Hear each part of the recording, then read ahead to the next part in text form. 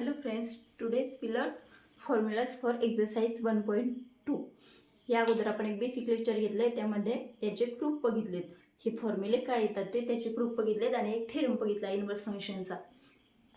जर तुम्ही lecture skip केला असेल तर 1.2 तुम्हाला काहीच कळणार नाही. तरी पण ह्या लेक्चरमध्ये मी तुम्हाला 1.2 साठी लागणारे सगळे बेसिक फॉर्म्युले सांगणार आहे, जेणेकरून 1.2 पटपट सॉल्व करता येईल. तर let get start. Derivative of sine inverse x आणि रिव्हिजन पण होईल मागच्या लेक्चरची. Derivative of sine inverse x सांगा पटपट. काय आहे? 1 अपॉन काय रूटमध्ये 1 minus a square where mod x is less than 1. Cos inverse x same तसाच फॉर्म्युला, मायनस फक्त साईन. मायनस 1 अपॉन रूटमध्ये 1 minus x square where mod x is less than 1. Tan inverse एक्सचा काय 1 upon 1 plus x square. Cot inverse एक्सचा फक्त minus sign, same टॅनचाच formula, minus 1 upon 1 plus x square. Sec inverse एक्सचा काय 1 upon x into रूटमध्ये x square minus 1 where इथं condition काय आहे, mod x is greater than 1. आणि हे काय मायनस 1 अपॉन एक्स इंटू रूटमध्ये काय एक्स स्क्वेअर मायनस 1, कंडिशन काय mod x is greater than 1. ही फॉर्म्युला आपल्याला 1.2 सॉल्व करताना लागणार आहेत. 1.2 एकदम इझीच आहे. Derivative of sine inverse x 1 upon रूटमध्ये 1 minus x square where mod x is less than 1. Cos inverse एक्सचा साईनचा सेम फक्त minus sign, that is minus 1 upon रूटमध्ये 1 मायनस एक्स स्क्वेअर. टॅनचा काय 1 upon 1 plus x square, same कॉटचा तोच फक्त काय मायनस साईन. सेक्स इनवर्स एक्सचा काय 1 अपॉन एक्स इंटू रूटमध्ये एक्स स्क्वेअर मायनस 1, तोच कोस एक्सचा फक्त काय मायनस साईन. ओके, पुढचे फॉर्म्युले पाहू. आता आपण नेक्स्ट फॉर्म्युले पाहू. ते काय आहेत, आपण अगोदर काय बघितलं, sign inverse x cos inverse x हे फॉर्म्युले बघितले. इथं काय तेच फॉर्म्युले, फक्त काय sine inverse of f of x. मग काय येणार तो फॉर्म्युला, एक्सच्या जागेवर काय येणार f of x. Again derivative of कशाचा येणार, ह्या एफ ऑफ एक्सचा, दॅट इज आपण लिहून घेऊया. साइन इनवर्स एक्सचा फॉर्म्युला काय होता, साइन इनवर्स एक्सचा 1 अपॉन रूटमध्ये 1 मायनस एक्स स्क्वेअर होता, बरोबर का, where mod x less than 1. मग हा काय येणार 1 अपॉन रूटमध्ये 1 मायनस एक्स स्क्वेअर येणार, बरोबर का. मग इथं काय येणार एफ ऑफ एक्स स्क्वेअर येणार, एफ ऑफ एक्स स्क्वेअर. आणि अगेन कशाचा, ह्या एफ ऑफ एक्सचा डेरिव्हेटिव्ह आणि इंटू काय येणार f dash of x. Condition तीच, if mod x is less than 1. हा सेम कॉस इनवर्स आहे एक्सचा फॉर्म्युला, सेम तसाच फक्त काय मायनस साईन, दॅट इज काय मायनस 1 अपॉन रूटमध्ये 1 minus f of x bracket square into again काय एफ डॅश ऑफ एक्स. इथं पण कंडिशन काय, if mod x is less than 1. Formula किती सिम्पल आहे, कळलं आहे तुम्हाला. साइन इनवर्स एक्सचा काय होता 1 अपॉन रूटमध्ये 1 मायनस एक्स स्क्वेअर, इथं एक्स होता आणि इथं एफ ऑफ एक्स आहे, एक्सच्या जागेवर काय एफ ऑफ एक्स. आणि अगेन हा F of x again function x आहे, त्यामुळे अगेन डेरिव्हेटिव्ह काय एफ डॅश ऑफ एक्स. आता भरपूर एक्झाम्पल आपण बघितले, त्यामुळे हे तुम्हाला सिम्पली हे फॉर्म्युले येऊन जातील. टॅनचा फॉर्म्युला काय 1 upon 1 plus x square, that is काय 1 अपॉन 1 प्लस इथं काय येणार f of x square. Again derivative of f of x, that is काय एफ डॅश ऑफ एक्स. इथं काय मायनस 1 अपॉन टॅन, फक्त मायनस साईन द्यायचं आहे. टॅनचाच formula 1 plus f of x bracket square into again काय एफ डॅश ऑफ एक्स. इथं पण काय 1 अपॉन तोच फॉर्म्युला एक्स. आता इथं काय एक्स इंटू सेक इनवर्स एक्सचा फॉर्म्युला काय आहे 1 अपॉन एक्स इंटू रूटमध्ये एक्स स्क्वेअर मायनस 1 आहे, बरोबर का. मग इथं काय येणार एक्स इंटू एक्स म्हणजेच काय इथं f of x, f of x into रूटमध्ये एक्स स्क्वेअर म्हणजेच काय f of x square minus 1. Condition काय तीच, mod x is greater than 1. हा फॉर्म्युला सेम सेकचाच फक्त काय minus sign, minus 1 upon f of x. इथं अगेन एफ ऑफ एक्सचा डेरिव्हेटिव्ह राहिला, दॅट इज काय एफ डॅश ऑफ एक्स. रूटमध्ये काय एफ ऑफ एक्सचा स्क्वेअर मायनस 1 अगेन इंटू काय एफ डॅश ऑफ एक्स. आणि इथं कंडिशन काय mod x is greater than 1. तुम्हाला बेसिक जर sign inverse x cos inverse x असे जर 6 फॉर्म्युले जर आले ना तर हे पुढचे फॉर्म्युले काय त्याच्यावरच आहे आणि यावर आपल्याला सगळी एक्झरसाइज सोपी जाईल. नेक्स्ट पाहू. आता याच्यामधलं फर्स्ट 6 फॉर्म्युले काय आहेत, एकदम सिम्पल आहे, ती शिकवायची पण गरज नाही आहे, पण बुकमध्ये दिले त्यामुळे घ्यावं लागतं आणि आपण पूर्णपणे 12वीचं महाराष्ट्र बोर्डचं बुक सगळं फॉलो करणार आहोत. प्रत्येक गोष्ट घेणार आहोत आपण बुकमधली. आता हा फॉर्म्युला काय आहे, sine inverse of sine theta.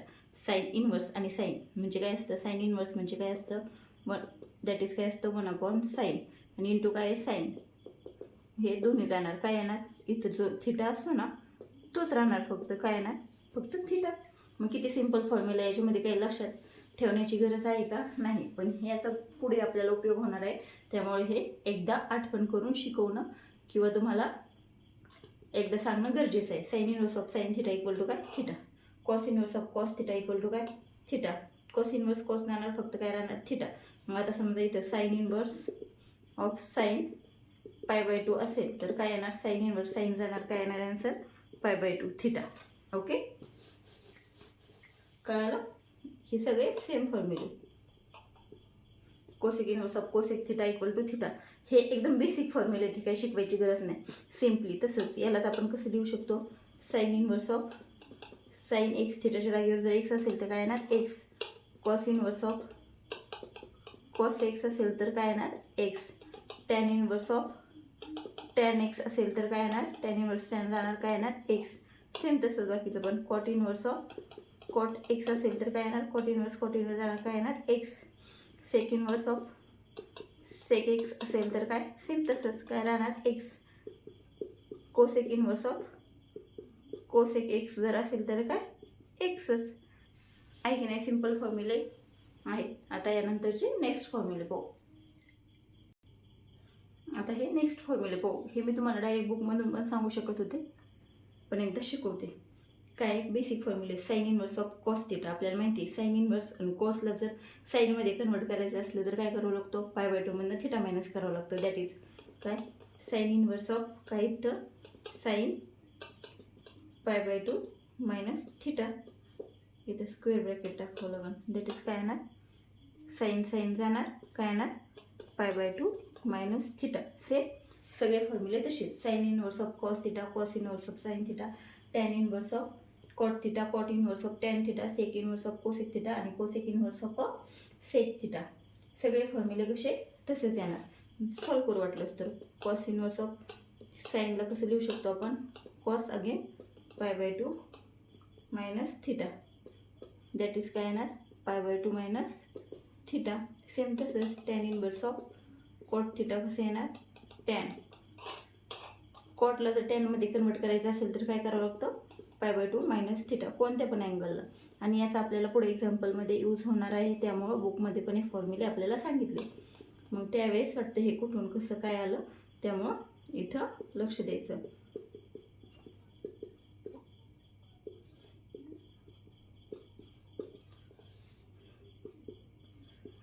एक्झाम्पलमध्ये जर आलं सेक इनवर्स ऑफ कोसेक असलं तर काय करायचं पटकन, sec inverse of sec π/2 minus theta. Answer काय येणार π/2 मायनस थिटा.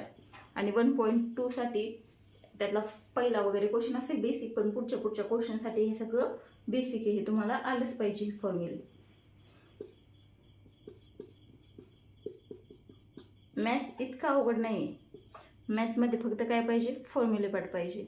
किती मोठं एक्झाम्पल असलं आणि त्यात फक्त आपल्याला काय रिमेंबर करावं लागतं, फॉर्म्युले. तसं फिजिक्समध्ये डेरिव्हेशनमध्ये कसं काय प्रूफ सगळं लक्षात ठेवावं लागतं. केमिस्ट्रीमध्ये पण तसंच करावं लागतं. बायोलॉजीमध्ये तर ॲन्सरच सगळं समजून घेऊनच म्हणजे पूर्ण इन डिटेल थिअरी लिहावं लागते.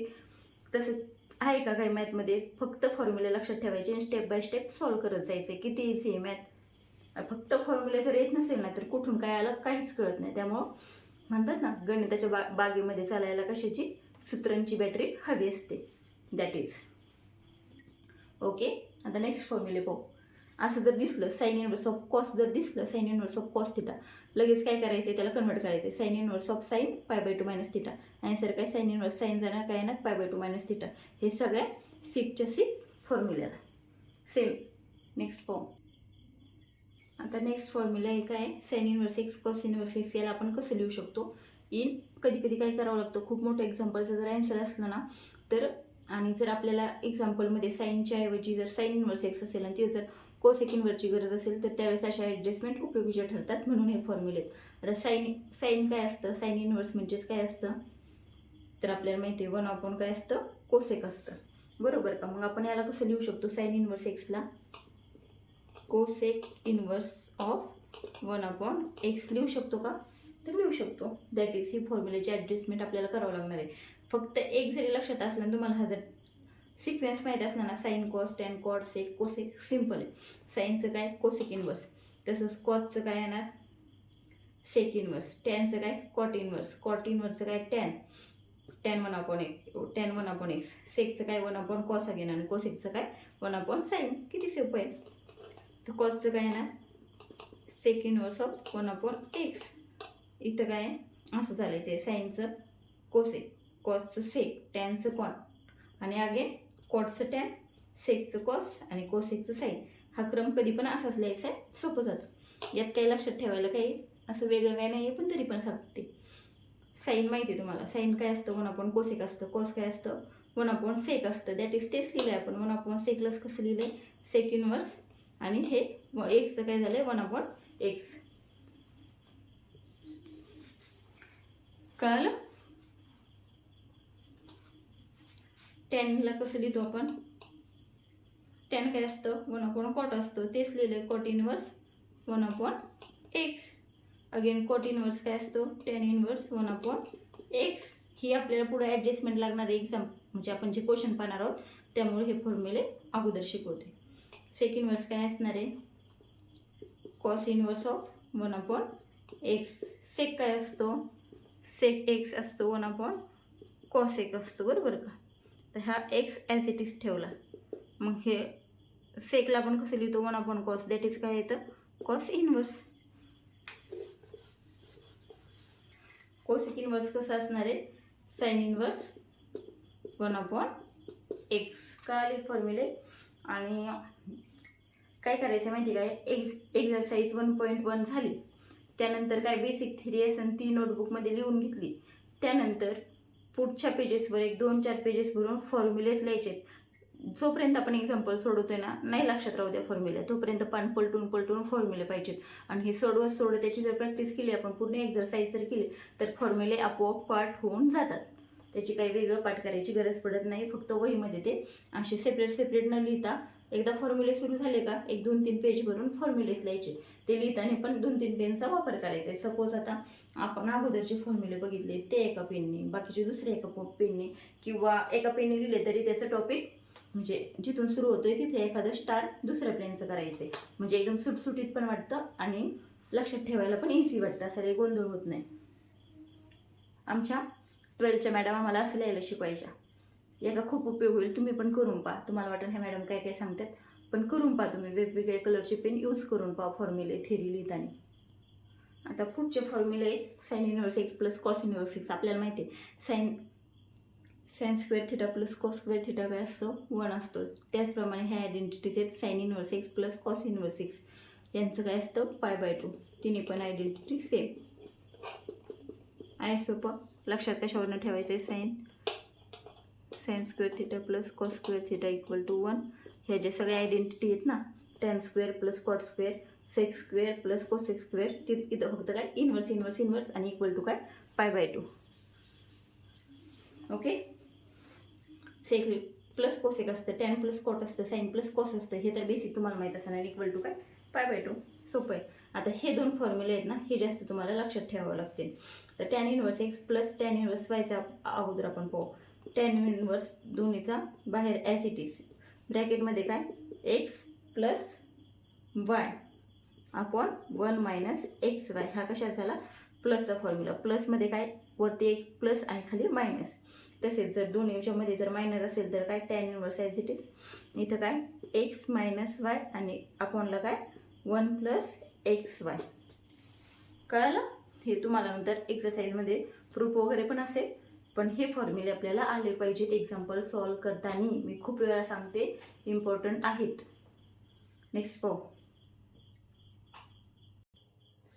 आता हे सबस्टिट्यूशनचे फॉर्म्युले आपण पाहणार आहोत. जर आपल्याला एक्झाम्पलमध्ये असे एक्सप्रेशन असले तर तिथं काय सबस्टिट्यूट करून एक्झाम्पल काढायचं. तर फर्स्टचे फॉर्म्युले सोपे आहेत. आपल्याला माहिती आहे साईन इन्व्हर्स एक्सचा फॉर्म्युला काय आहे, 1/√1 - x². तसंच टॅनचं काय आहे आपल्याला माहिती आहे, 1/1 + x². कशाचा येतो, टॅन इन्व्हर्स एक्सचा. बरोबर का. साईन कॉस फक्त सेम आहे, फक्त minus sine. Tan cot same आहे, फक्त minus sine. Sine cos tan cot नंतर काय सेक इन्व्हर्स काय आहे, 1/x × x² - 1. बरोबर का. आता ह्या 3 सबस्टिट्यूशन मी तुम्हाला लक्षात कशा ठेवायच्या ते सांगते. हे फॉर्म्युले आपले इझिली पाठ राहणार आहेत. मग काय, रूटमध्ये 1 - x² जर दिसलं तर x = काय पुट करायचं आहे, साईन थिटा और x = कॉस थिटा. जिथं तिथं ज्या त्या गरजेनुसार आपल्याला हे टाईप करायचं आहे. कसं दिसलं तर 1 - x² दिसलं तर x = साईन थिटा किंवा कॉस थिटा टाकायचे. आता ह्या दोन्हीपैकी पण एक कसं टाकायचं आहे, तर तिथं एक्झाम्पलमध्ये बाकीच्या टर्म पाहिजे त्यानुसार टाकायचे. आता इथं 1 + x², 1 + x² कशाच्या अपोनला आहे, टॅनच्या. मग इथं काय पुट करणार आपण, x = टॅन थिटा और काय x = कॉट थिटा. हे 3 फॉर्म्युल्याला लॉजिक लक्षात ठेवायला. कसं, तर ह्या इन्व्हर्सच्या फॉर्म्युल्यावरून.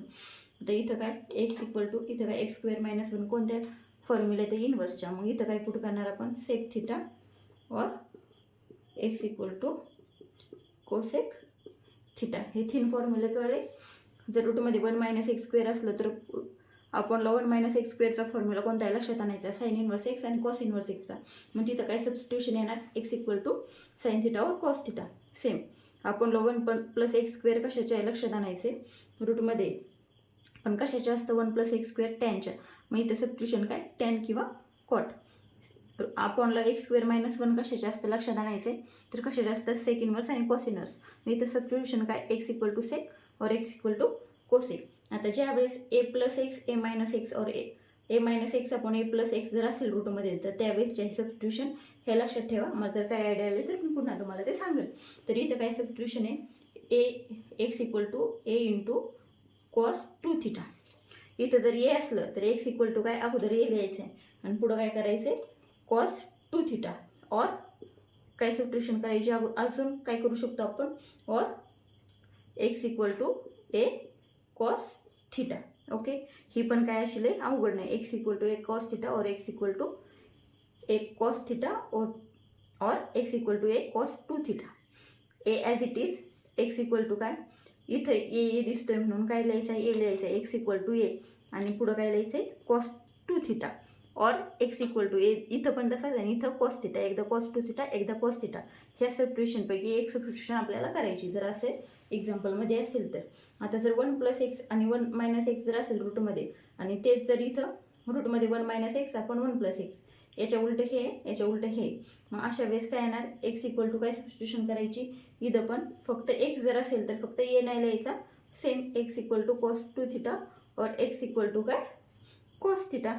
हे पण काय अवघड नाही लक्षात ठेवायला. जर a जर असेल, इथं जर रूटमध्ये a दिसत असेल तर काय substitution, x = a cos theta और x = a cos थिटा. एवढी लक्षात ठेवायची.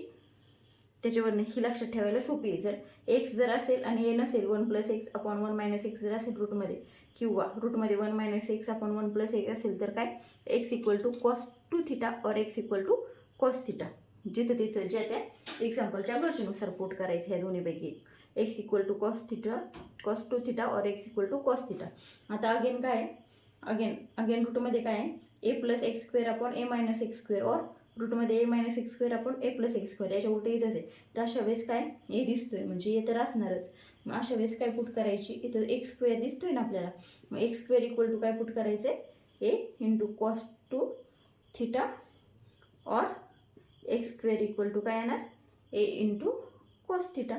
सेम इथं जी केली होती ना ती सबस्टिट्यूशन इथं, फक्त इथं काय x² आपण हे पुट केलं, a cos 2 थिटा और x² a cos थिटा.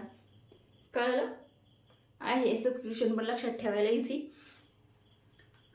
निदान ह्या समजून घेण्यासाठी तरी तुम्ही हे लेक्चर अवश्य पहा, तर 1.2 समजेल. आता नेक्स्ट पाहू. किती सोप्या आहेत लक्षात ठेवायला. ह्या 3 तर एकदम सोप्या. साईन टॅन सेक इन्व्हर्सवरनं. साईन इन्व्हर्स एक्सला काय असतं, रूटमध्ये 1 - x² असतं आपणला, म्हणून इथं काय पुट करायचं, एक्स इक्वल टू साईन और एक्स इक्वल टू कॉस, लगेच आपल्याला क्लिक होऊन जातं डोक्यात. तसंच इथं 1 + x² कशात असतं, 1/1 + x² टॅनच्या फॉर्म्युला असतं.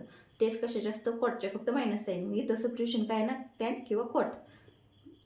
नेक्स्ट सेक इन्व्हर्सला काय असतं, 1/x इंटू रूटमध्ये x² - 1 कशाला असतं, सेक आणि कोसिकला, फक्त मायनस साईन.